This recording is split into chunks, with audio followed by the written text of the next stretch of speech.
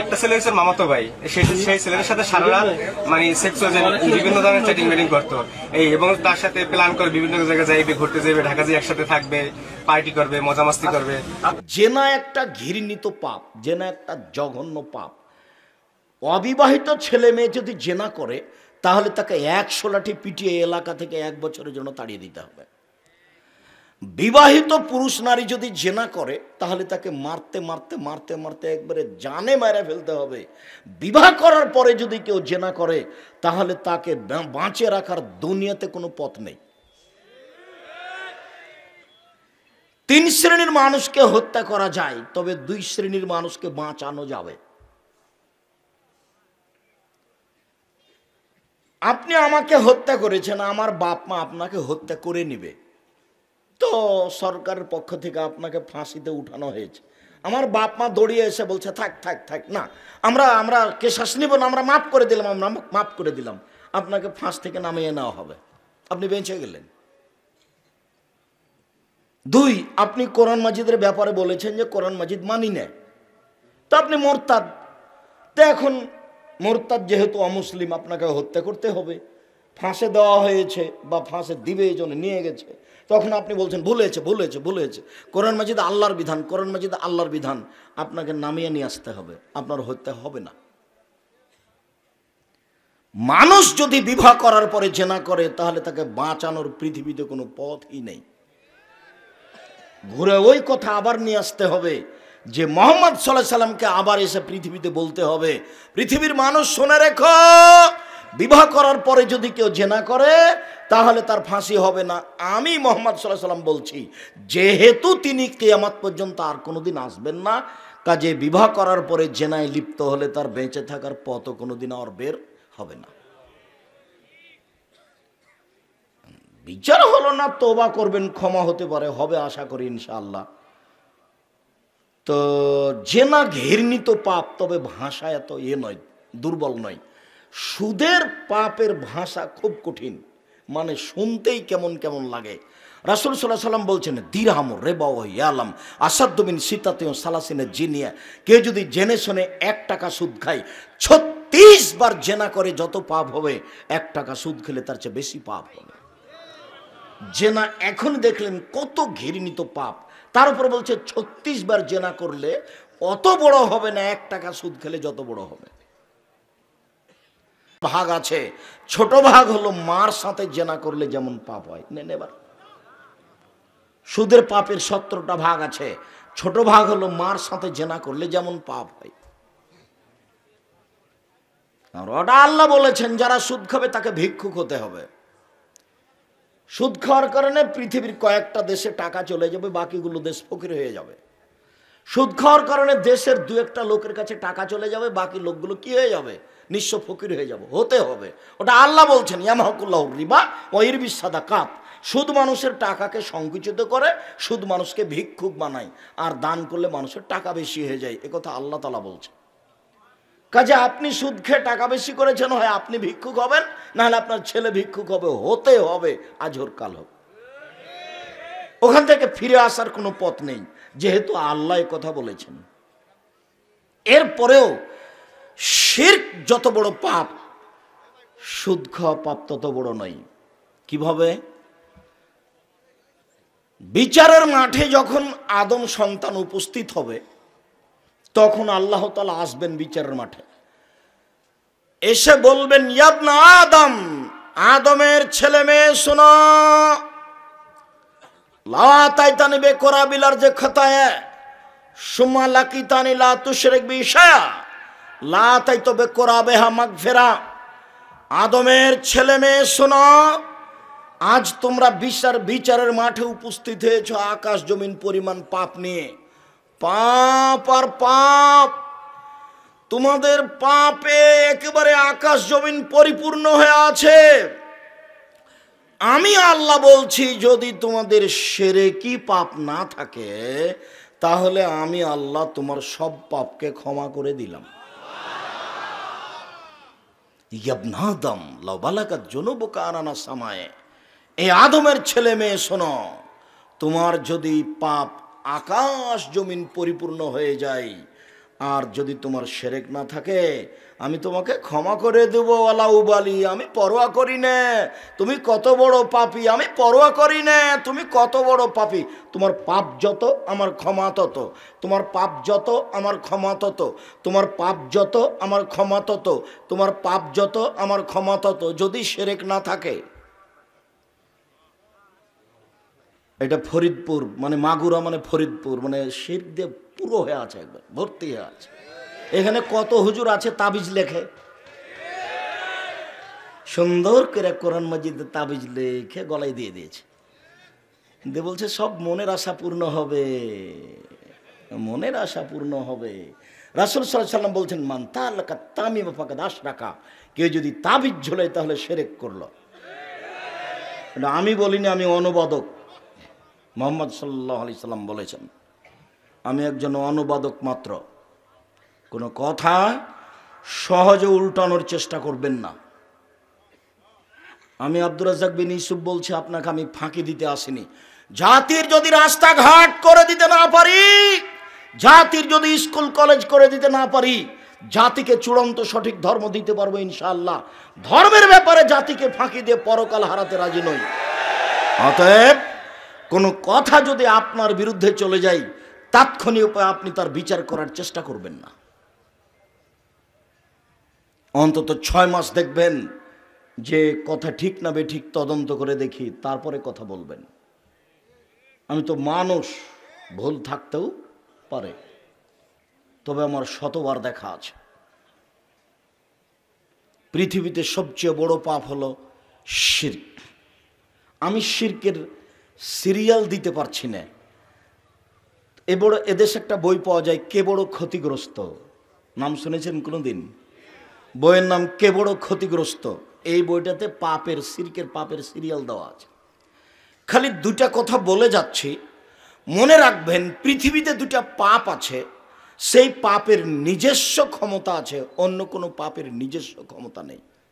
তাই একটা পাপের নাম শিরক আর একটা পাপের নাম বিদআত। শিরক করলে অতীতের নেকি নষ্ট হয়ে যাবে, এটা আমি বলিনি, আল্লাহ তাআলা বলছেন। আল্লাহ আমাদের নবীকে বলছেন লাইন আশরাকতা লা ইয়াহবাতান্না আমালুক। মুহাম্মদ সাল্লাল্লাহু আলাইহি ওয়াসাল্লাম, আপনি যদি শিরক করেন তাহলে আপনার আমল বাতিল হবে। আল্লাহ তাআলা বলছেন ওয়ালাউ আশরাকু লা হাবাতা আনহুম মা কানু ইয়ামালুন, ওরা যদি শিরক করে তাহলে তাদের আমল বাতিল হয়ে যাবে। তাহলে তো এখন দেখতে হয় কোনটা কোনটা শিরক। জন্মদিবস শিরক কিনা, দিবস শিরক কিনা, মা দিবস, বাপ দিবস, কত দিবস আছে দেশে। 31 জানুয়ারির 1 তারিখে জেনা করতে হবে,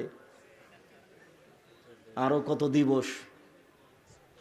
জি শিক্ষিত মানুষ, আপনি মনে কিছু নিয়েন না, আজকের বৈঠকে অনেক শিক্ষিত মানুষ, অনেক মাস্টার আছেন।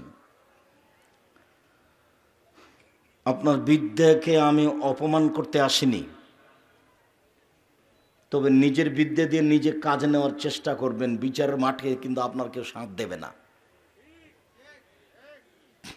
আপনি হোশিয়ার মানুষ, শিক্ষিত মানুষ, মঞ্চে বসে আছেন, আপনাকে আমি কষ্ট দিতে রাজি নই, তবে আপনি মনে রাখবেন বিচার কিন্তু স্বাভাবিকভাবে হবে না। বিচার মাঠের একটা গতি হলো মানুষের কর্মকে দেখানো হবে। মিসকাল যাররাতিন খায়রান ইয়ারা, মিসকাল যাররাতিন শাররান ইয়ারা। এইভাবে একবারে টিভির পর্দার মতো আপনার পাপকে দেখতে পাবেন, নেকি পাপ দেখতে পাবেন। এই ছেলে তুমিও দেখতে পাবা, কখন আজকে তুমি তোমার ভাবিকে মোটরসাইকেলে করে নিয়ে এসছো, তাই না? এইটা তুমি ওইভাবেই দেখতে পাবা। ওটা আমি বলিনি, এটা আল্লাহ বলছে। কখন তোমার কোন বান্ধবীর সাথে ঘুরেছ, ওটা আল্লাহ ঠিক করে রেখেছেন, তোমাকে ওইভাবেই দেখাবেন। তুমি বুঝতে পারছো না বিচারের মাঠ কত কঠিন। দ্বিতীয় পদ্ধতি হচ্ছে, সব লেখা আছে, আরবি পড়তে পারলেও পড়তে পারবেন, না পারলেও পড়তে পারবেন। খাতা দেওয়া হবে আপনার হাতে, আপনি পড়বেন আর বলবেন মালি হাদাল কিতাব লা ইউগাদিরু সাগীরাতান ওয়ালা কাবীরা। কি আশ্চর্য ধরনের বই, জীবনের ছোট কথাও লেখা আছে, বড় কথাও লেখা আছে। আরেকটা পদ্ধতি, 4টা পদ্ধতি, আপনার পদ্ধতিতে আপনাকে অপরাধী প্রমাণ করা হবে। আরেকটা পদ্ধতি, ইয়াউমাইদিন তুহাদ্দিসু আখবারাহা। পৃথিবীতে যা কিছু ঘটছে, মাটি হচ্ছে সবচেয়ে অত্যাধুনিক যন্ত্র। পৃথিবীর জন্মের দিন একে এমন ভাবে যন্ত্র রেডি করে রেখে দিয়েছে যে ভেঙে যাওয়া পর্যন্ত সব কথা ধরে রাখছে। বিচারের মাঠে সব মাটি top top top top top top করে কথা বলবে জীবনে যা করেছে। আল্লাহ বলছেন ইয়াউমাইদিন তুহাদ্দিসু আখবারাহা। কোথায় তুমি তোমার চাচাতো বোনের সাথে অন্যায় করেছো, মাটি সেদিন টপ টপ করে বলে দিবে। কোথায় তুমি অশ্লীল কাজে লিপ্ত হয়েছো, কোথায় তুমি সুদের অঙ্ক লিখেছো, ঘুষের অঙ্ক লিখেছো, মাটি ওটা ধরে রেখেছে। আল্লাহ বলছেন top top top top top top করে সব বলে দিবে। 4, আলিয়াউমা নাখতিমু আলা আফওয়াহিহিম। বিচারের মাঠে আমি মুক্কেলি সিলাই করে দেবো। হাতে কথা বলবে, পা বলবে হাত তুমি ঠিক বলেছো। অবাক, আপনার হাতে আপনার বিরুদ্ধে কথা বলবে, পা তখন আপনার বিপক্ষে সাক্ষী দিয়ে বলবে হাত তুমি ঠিক বলেছো। 4টা পদ্ধতিতে আপনাকে অপমান করা হবে। সেই দিন কেউ আপনার সাথ দিবে না। অতএব সমাজের কাছে মাথা নত করে অল্প সময়ের জন্য সম্মান কেনার চেষ্টা করবেন না, যা হবে হবে। সমাজের কাছে মাথা নত করে অল্প সময়ের জন্য সম্মান কেনার চেষ্টা করিয়েন না। এই ছেলে, তোমার মা ভদ্র ঘরের মহিলা, তোমার নানা হাজি মানুষ, তোমার দাদা চৌধুরী মানুষ, এদেশের মাগুরা জেলার সম্মানী মানুষ। তোমার দাদাও হজ করেছে, আর তোমার মা নির্বাচনে দাঁড়িয়ে বলছে ভাইয়া আসো, ভাইয়া আসো, চা খেয়ে যাও, ভাইয়া আসো। তোমার মা এত পচে গেল কি করে? তোমার মা লোককে চা খেতে ডাকে, ভাইয়া আসেন চা খেয়ে যাও। ছি ছি ছি, থু। তোমার বাপ নানাও তো ভালো মানুষ, তোমার দাদাও তো ভালো মানুষ, তোমার মা এত পচে গেল কেন? তোমার মা কি চায়, এতে কি করতে চায়? তোমাদের দেশে হিন্দু মেয়ে নাই, ওই দাঁড়ায় দে, ওই নির্বাচনে যাক, তোমার মা কেন? শুনুন, পৃথিবীতে 2টি পাপ আছে, যেই পাপের মাধ্যমে আল্লাহকে অপমান করা হয় তার নাম শিরক। যেই পাপের মাধ্যমে নবীকে অপমান করা হয় তার নাম বিদাত। পৃথিবীতে 2টা পাপ আছে যার নিজস্ব ক্ষমতা আছে। শিরক করলে অতীতের নেকি নষ্ট হয়ে যায়, বিদাত করলে ইবাদত কবুল হয় না। বিদাত করলে ইবাদত কবুল হয় না। বিদাত করলে ইবাদত কবুল হয় না। বিদাত করলে ইবাদত কবুল হয় না। বাপ মারা গেছে, ছেলে ধনী মানুষ, ঢাকায় চাকরি করে, গরু জবাই করে দিয়ে সবাইকে খাওয়াইয়েছে, দেশবাসীকে। খালা ফুফু বলছে বেটা তোর তো টাকা পয়সা আছে বেটা, তোর বাপ মারা গেল, একটু মানুষকে খাওয়ালি না বেটা? তো বাপের নামে যেটা করছেন ওটা তো সাদকা, ওইটা তো মানুষের ময়লা, ওটা তোমার বাপের গায়ের ময়লা, ওইটা শুধু ফকির মিসকিন খাবে। তো তোমার আর এক চাচা এসেছে 5 কোটি টাকা দামের গাড়ি চড়ে, সে এই ময়লা খাবে কি করে? হ্যাঁ বেটা, খাবে কি করে? তুমি বেটা মাস্টার ডিগ্রি পাস মূর্খ হয়ে গেছো, তার জন্য ধর্ম মূর্খ হয়ে গেছে বেটা, ধর্মকে পাগল পেয়েছো। 40 দিনের দিন তুমি গরু জবাই করলে কেন? তার মানে তুমি শিরক করেছো। তুমি তোমার বাপের নামে সবাকে গরু খাইয়ে বিদাত করেছো, তুমি শিরক করেছো, তুমি বেদাত করেছো, তুমি শিরক করেছো, তুমি বেদাত করেছো। আমি আব্দুর রাজ্জাক বিন ইউসুফ বলছি, কিয়ামত পর্যন্ত আর বয়স পর্যন্ত সময় থাকলো মরা মানুষের নামে গরু ছাগল জবাই করে খাওয়াই দিতে হবে। এটা প্রমাণ হয়ে গেলে আমি আব্দুর রাজ্জাক বিন ইউসুফ জিন্দেগি তার কোনোদিন কথা বলবো না। বাপ মরে গেছে, কিছুই যদি বলতে না পারো তাহলে বলবা আল্লাহ আমার বাপকে ক্ষমা করো, এটাই তোমার বাপের জন্য অনেক। কিছুই যদি জানা না থাকে তো কবরের পাশে গিয়ে বলবে আসসালামু আলাইকুম, আল্লাহ তুমি আমার বাপকে ক্ষমা করো, এটাই অনেক। আর যদি পারো তো ফকির মিসকিনকে টাকা দাও, আর যদি পারো তো অসহায় মানুষকে কাপড় কিনে দাও, আর যদি পারো তো ভালো আকীদার প্রতিষ্ঠানে একটু পানির ব্যবস্থা করে দাও। 2টা পথ, একটা মুখে দোয়া, একটা হলো অর্থের দান। অর্থের দান যেন গরু জবাই করে দিয়ে সবাইকে খাওয়ার দিতে হবে, ওটা তো সাদকা, তো সবাই খাবে কি করে? কথা মনে হয় আমি বুঝাতে পারি না। সাদকা কে খাবে? ফকির মিসকিন খাবে না ওই ধনী মানুষটা খাবে? রাসূল সাল্লাল্লাহু আলাইহি সাল্লাম একদিন রাস্তা দিয়ে হাঁটছিলেন, একটা খেজুর পেয়ে নিয়েছেন, তখন বলছেন লাউলা আন্নী আখাফান তাকুনা মিনা সাদাকা লাকালতুকা। ও খেজুর, যদি আমার সন্দেহ না হতো যে তুমি সাদকার হতে পারো, তাহলে আমি মুহাম্মদ সাল্লাল্লাহু আলাইহি সাল্লাম তোমাকে খেয়ে নিতাম, কিন্তু আমার সন্দেহ হচ্ছে যে তুমি সাদকার খেজুর হতে পারে, আমি এই জন্য তোমাকে খাচ্ছি না। হুসাইন রাদিয়াল্লাহু তাআলা আনহু সাদকার খেজুরের পাশে বসেছিলেন, একটা খেজুর নিয়ে মুখে দিয়ে দিয়েছেন। আল্লাহর নবী লাফ দিয়ে উঠে বলছেন লেতরা কিক কিক, বমন করা হাতে আঙ্গুল মুখের ভিতরে ঢুকিয়ে খেজুর বের করে ফেলছে। তুমি জানো না আমার সারতা? তুমি জানো না ইন্না লানা কোন সাদকা, আমরা সাদকা খাই না। আরে আমি তো খাই না, আমার বংশ খায় না, আমার বংশ তো খায় না, আমাদের বাড়িতে যে কাজ করে সেও খায় না, তার উপরে হারাম। সাদকা হচ্ছে মানুষের ময়লা। আমি মুহাম্মদ সাল্লাল্লাহু আলাইহি সাল্লাম সাদকা খায় না, আমার বংশ সাদকা খায় না, আমার বাড়ির কাজের লোকে সাদকা খায় না, সাদকা হচ্ছে মানুষের ময়লা। হুসাইন, তুমি সাদকা মুখে দিলে কেন? তোমার মুখের ভিতরে আঙ্গুল ঢুকে তোমাকে বমন করে আমি সাদকা বের করে ফেলে দিলাম। হাদিস বুখারী মুসলিম। আর তোমার চাচা 5 কোটি টাকার গাড়িতে চড়ে এসেছে, তাকে তোমার বাপকে গরু জবাই করে খাওয়াইলে, বেটা পাগল হয়ে গেছে, ধর্ম বোকা হয়ে গেছে। ফরিদপুরে এসে, মাগুরাতে এসে ধর্ম পাগল হয়ে গেছে। সাবধান থাকুন, যা বলছি সেই কথার 19-20 করা অসম্ভব। তবে আমি মানুষ, দীর্ঘ 30 বছর থেকে আমি কোনোদিন অপ্রয়োজনীয় বাক্য বলিনি। দীর্ঘ 30 বছর থেকে আমি কোনোদিন মানুষের কাছে পথ খরচ পাথেও চাইনি। যদি কোনোদিন প্রমাণ হয়ে যায় যে আব্দুর রাজ্জাক সাহেব পথ খরচ পাথেও চেয়েছিল, সেদিন থেকে আমি জাতির সামনে কথা বলবো না। দীর্ঘ 30 বছর থেকে আমি কোনোদিন আমার পরিচয় দিইনি, যে বিজ্ঞাপন পোস্টারে লিখে দিবেন যে আমি অমুক অমুক, আমি পরিচালক এই, এটা যদি কেউ প্রমাণ করে দিতে পারে আমি জাতির সামনে কথা বলবো না।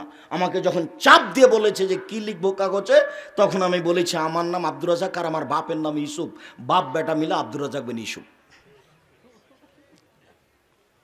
এর চেয়ে আমি বেশি বলিনি। বেশি প্রমাণ হয়ে যায় যদি, আমি কথা বলবো না জাতির সামনে। আল্লাহে আল্লাহর কসম, আল্লাহে আল্লাহর কসম, আল্লাহে আল্লাহর কসম, আপনাকে আমি ধর্মের নামে ফাঁকি দিতে আসিনি। বিদআত নেকির কাজ, এই যে করলেন, বাপের নামে গরু জবাই করে দিলেন, এটা বিদআত। নির্ধারিত দিনে করলেন, এটা শিরক। ওই দিনে করলেন কেন? ওই দিনে কি আছে? শিরক বেদাত দুইটা পাপের নিজস্ব ক্ষমতা আছে। শিরক বেদাত দুইটাই মানুষের ধারণায় নেকির কাজ। গাড়িটা মাগুরা থেকে ছুটেছে ঢাকা যাবে, বারবার কন্ট্রাক্টরকে বলছে ড্রাইভার মাজারে 10টা টাকা দাও গো, মাজারে 10টা টাকা দাও। মানে ড্রাইভারের মাথায় কাজ করছে যে মাজারে 10টা টাকা দিলে গাড়িটা অ্যাক্সিডেন্ট হবে না। তার মানে মাজার তার গাড়িকে রক্ষা করতে পারবে। মাজারে যে কি হয়েছে সেটাই বোঝে না, আগে পিটিয়ে একাকার করে দিল মনে হয়। আর এখানেও ঢং দেখাচ্ছে যে মাজারে টাকা দিলে রক্ষা হবে।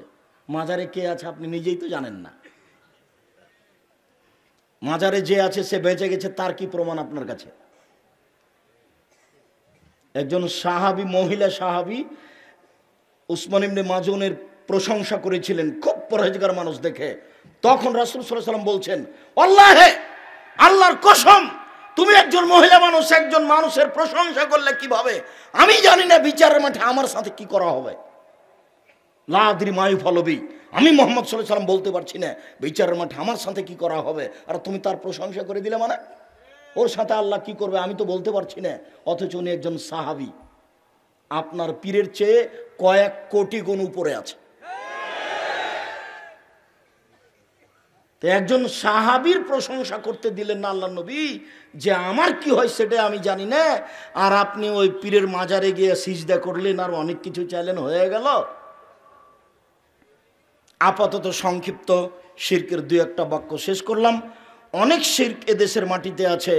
তামার বালা, তামার আংটি, বালা, ঘড়ি জাতীয় বালা যদি এখন হাতে থাকে, অষ্টাধাতুর আংটি, তাহলে খুলে দিবেন। যদি রাখা অবস্থায় মারা যান তাহলে জাহান্নাম হবে, আর খুলে দিয়ে মারা গেলে জান্নাত হতে পারে, আশা করা যায়। কোনো প্রকার আংটি, কোনো প্রকার মাদুলি, কোনো প্রকার বালা, কোনো প্রকার তাবিজ নিয়ে সকাল করবেন না, এই বৈঠক থেকে দাঁড়াবেন না, আগে খুলে ফেলে দেন। যদি এখনই মরে যান জান্নাত হতে পারে ইনশাআল্লাহ। আপনি শিরক মুক্ত অবস্থায় মারা যাবেন। রাসূল সাল্লাল্লাহু আলাইহি ওয়াসাল্লাম বলছেন, ইন জেহা, এই বালা খুলে ফেলো, ওলাইন মুত্তা, তুমি যদি মারা যাও, এহা আলাইকা, এই বালা যদি তোমার হাতে থেকে যায়, মা ফলাতা ইয়াউমাল কিয়ামা, তাহলে তুমি বিচারের মাঠে জান্নাত পাবা না, তোমার জন্য জাহান্নাম হবে। কোন প্রকার বালা মালা এগুলো সব রাখা হবে না, যাতে সুবিধা হয়, যাতে হাতের ব্যথা ভালো হয়। হাতের ব্যথা যদি অষ্টাধাতুর আংটিতে হয়, তো উনি লন্ডন থেকে ডাক্তারি পাস করে আসলেন, উনি কি কলা করবেন? সবই যদি আপনার তাবিজ দিয়ে হবে, সবই যদি তাবিজ দেয়, তো ডাক্তার এখন কি করবে? সম্মানিত দিনী ভাই বোন, মহিলাদের ব্যাপারে দুটো বাক্য বলে আমরা আগিয়ে যাচ্ছি। যে যেখানে আছেন দিনী মুসলিম বোন, একটু খেয়াল করবেন। এই মেয়ে, গল্প করছো কেন? তুমি একটা মেয়ে মানুষ, তুমি লজ্জাবোধ করো না? এখানে দিনের আলোচনা শুনতে এসে তুমি গল্প করো কি করে? তোমার গায়ে ফ্যাশন বোরকা কেন? এই মেয়ে, তোমার গায়ে ফ্যাশন বোরকা কেন? তোমার বাপ দেখে না? তোমার বাপের একটু লজ্জা হয় না? তোমার মা দেখে না? তোমার মায়ের একটু লজ্জা হয় না? তোমার একটু লজ্জা হয় না? তোমার গায়ে ফ্যাশন বোরকা কেন? তুমি নিজেকে মুসলিম মেয়ে মনে করলে এই বোরকা বাড়িতে গিয়ে আগুন দিয়ে জ্বালিয়ে দিবা। শোনো, কথা রক্ষা করো।